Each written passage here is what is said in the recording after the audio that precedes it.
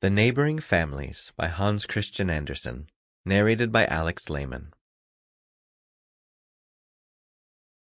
One would certainly think that something quite unusual had happened in the duck pond to cause such a commotion, but nothing really had happened. All the ducks that had been floating gracefully on the water, some standing on their heads, for they knew how to do that, now abruptly rushed straight onto land, leaving their footprints in the wet clay. They shrieked so that one could hear them far away. The water was agitated.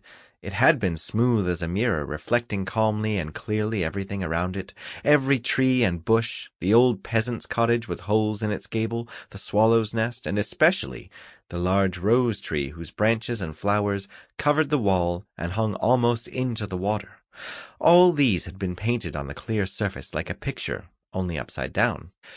But now that the water was troubled, everything ran together and the whole picture was ruined.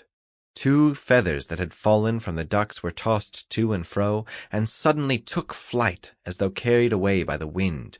Yet there was no wind, and soon the feathers lay still, and the water became smooth as a mirror again, reflecting as before the peasant's cottage, the swallow's nest, and the rose tree. Each rose could see itself in the pond. All were beautiful, but they didn't know it. No one had told them so. The sun shone through their delicate petals, which were so full of fragrance, and each rose felt the way we do when we are happy in our thoughts. "How delightful it is to live," said each rose. "The only thing I'd wish for is to kiss the sun, because it's so warm and bright. Yes, and those lovely roses down in the water, I'd like to kiss them too. They're just like us. And I'd like to kiss those dear baby birds in the nest down there. Yes, there are also some above us. They pop out their heads and twitter so softly, and they haven't any feathers like their father and mother. We certainly have pleasant neighbors above and below. Oh, how wonderful it is to be alive." Now, the young birds up above, yes, those down below were just their reflection in the water, were sparrows. Father and Mother Sparrow had taken possession of the empty swallow's nest the year before, and it was now their home. "Are those the ducklings swimming down there?" asked the young sparrows when they saw the 2 feathers drifting in the water.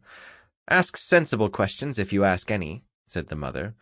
"Don't you see that they are feathers, live clothes such as I wear and you will have some day? Only ours are finer. But I wish we had those feathers up here. They'd make our nest warm and comfortable. I'd like to know what frightened the ducks just now. Must have been something in the water. I'm sure it wasn't I, even if I did say twit rather loudly.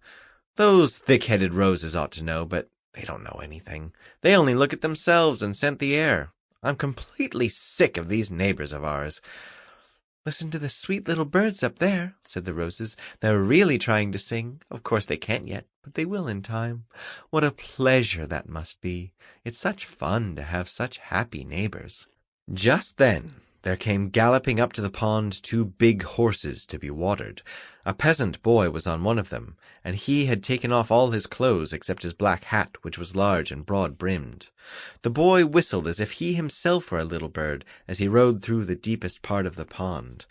When he came to the rose tree, he broke off one of the roses and stuck it in his hat. Then, considering himself properly decorated, he rode off with it. The other roses looked after their lost sister and asked each other, "Where is she gone to?" But none of them knew. "I think I would like to go out in the world," said one of the roses to another. "But still it's nice here at our home in our green branches. The sun is so warm all day long, and at night the sky shines still more beautifully. Then we can see through the many little holes that are there in the sky." It was the stars that they thought were holes, for the roses didn't know any better. "We make it lively around the house," said the mother sparrow. "People say that a swallow's nest brings luck, so they're glad to have us. But our neighbors here, a great rosebush like that against the wall, only makes the place a dump. I think they'll dig it up soon, and then perhaps corn will grow there. Roses are only to look at and smell, or at the most to stick in hats. Every year, I know from my mother, they all fall to pieces. The peasant's wife collects them and sprinkles salt on them. They're given some French name that I can't pronounce and don't care to, and then they're thrown into the fire to make a nice smell. You see, that's their life. They live only to please the ears and nose. Now you know." As it became evening and the gnats danced in the warm air where the clouds glowed so red, the nightingale came and sang to the roses. He sang that beauty was like the sunshine Sample complete. Ready to continue?